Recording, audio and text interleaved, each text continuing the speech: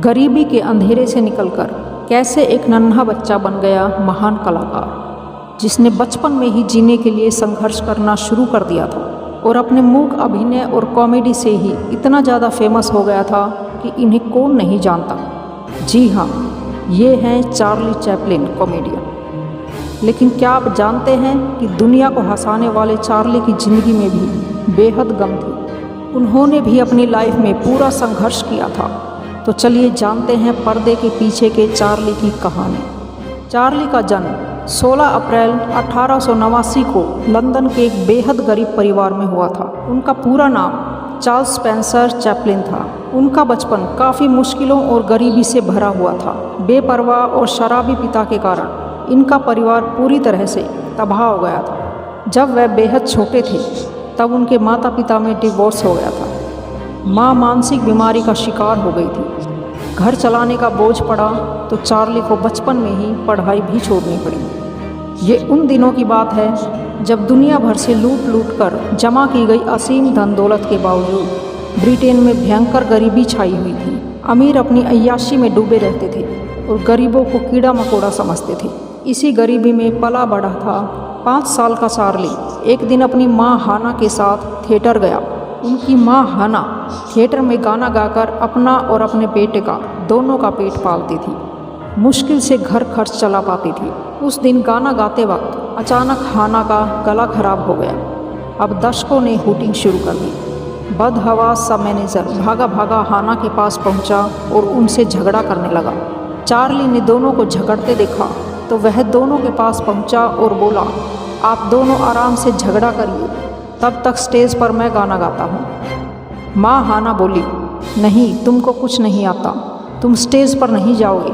मगर मैनेजर पहले भी चार्ली के करतब देख चुका था तो उसने तुरंत सहमति दे दी। माँ सोचती रही कि मेरा प्यारा मासूम चार्ली कैसे इस उग्र भीड़ को झेल पाएगा।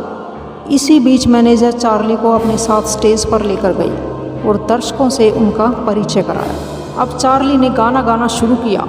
उसने गाने के लिए जैक जॉन्स का गाना चुना था। अभी चार्ली ने गाना आधा ही गाया था कि स्टेज पर पैसों की बौछार होने लगी थी। यह देखकर चार्ली ने गाना गाना बंद कर दिया और बोला, पहले मैं पैसे उठाऊंगा फिर गाऊंगा। उसके यह कहते ही पूरा हॉल हंसी के ठहाकों से गूंज उठा। इसके बाद तो चार्ली ने डांस भी किया और अपनी माँ की मिमिक्री भी की। उस दिन पूरा हॉल लगातार ठहाकों से गूंजता रहा। यहीं से शुरू हुआ उनके महान कलाकार बनने का सफ़र। महज 5 साल की उम्र में यह कारनामा करने वाला बालक आगे चलकर चार्ली चैपलिन के नाम से मशहूर हुआ, जो अपने जीवन के बाद भी आज तक लोगों को हंसा रहा है। उसके बाद महज 9 साल की उम्र में ही उन्होंने काम करना शुरू कर दिया था। उन्हें एक्टिंग का बेहद शौक़ था, तो बतौर स्टेज एक्टर और कॉमेडियन वे अपनी किस्मत आजमाने लगे। उनकी एक्टिंग देखकर अमेरिका की एक कंपनी ने उन्हें साइन कर लिया। इसके बाद वे अमेरिका शिफ्ट हो गए। 2 फरवरी 1914 में चार्ली की पहली फिल्म आई थी। इसका नाम मेकिंग अ लिविंग था। इसमें उन्होंने एक ठग की भूमिका निभाई थी। फिल्म को हेनरी लेहरमैन ने लिखा था और डायरेक्ट भी किया था। ये फिल्म 15 मिनट की थी। फिल्म का जॉनर कॉमेडी था और ये पूरी तरह से साइलेंट मूवी थी, मतलब इसमें आवाज़ नहीं थी, सिर्फ एक्शन और एक्सप्रेशन था। इस फिल्म में चार्ली ने अपनी एक्टिंग से लोगों को खूब हंसाया था। उनकी फुल लेंथ फिल्म 1921 में द किड नाम से आई थी। उनकी फेमस फिल्मों में a woman of Paris, the gold rush, the circus, city lights, modern times रही है। आज भी इन फिल्मों को बेहद पसंद किया जाता है। चार्ली की प्रोफेशनल लाइफ से जुड़ा एक बड़ा विवाद भी रहा है। ये फिल्म थी द ग्रेट डिटेक्टर। इसमें चार्ली ने एडोल्फ हिटलर का रोल निभाया था। उनके ऊपर कम्युनिस्ट होने के आरोप भी लगे थे।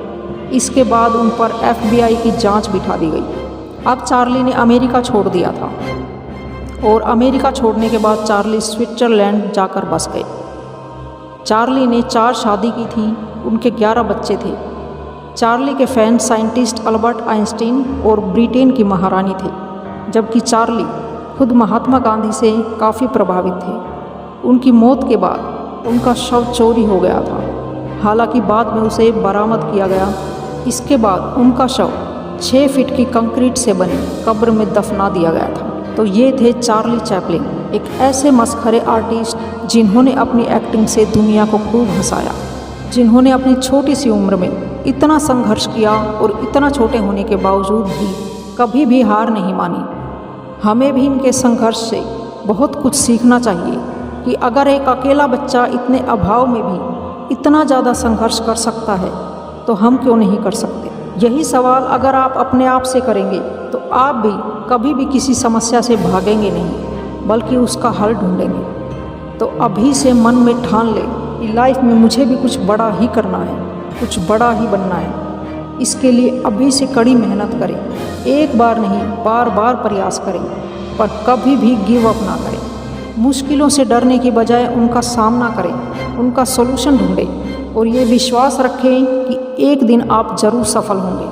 आज की वीडियो में सिर्फ इतना ही। आपको मेरी ये वीडियो कैसी लगी मुझे कमेंट करके ज़रूर बताएं और इस वीडियो को ज़्यादा से ज़्यादा लाइक और शेयर करें और मेरे चैनल को सब्सक्राइब करें और साथ में बेल आइकन ज़रूर दबाएं, जिससे मेरी हर नई वीडियो का नोटिफिकेशन आगे भी आपको मिलता रहे। चलो फिर मिलते हैं नेक्स्ट वीडियो में। Till then take care, bye bye, thank you.